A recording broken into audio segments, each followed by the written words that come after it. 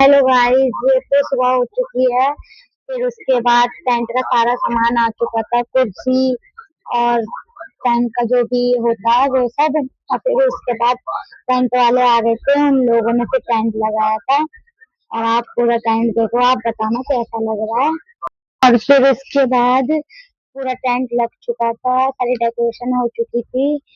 फिर घर में जाके फिर हमने मेरी मम्मी को फिर दीदी ने तैयार करा था। उसके बाद फिर दीदी ने मेरे को भी तैयार करा था।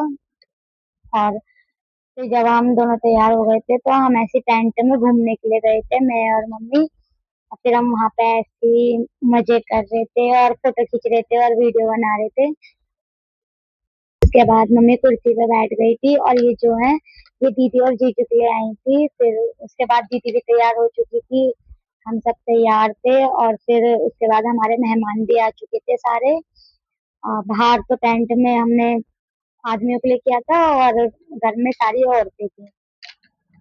ये सारे दीदी के ससुराल वाले हैं। फिर उसके बाद मेरे तीनों उसके बाद फिर मेरे जीजू का तिलक करा था मेरे तीनों भाइयों ने। और ये उनकी तरफ से गोद भराई थी।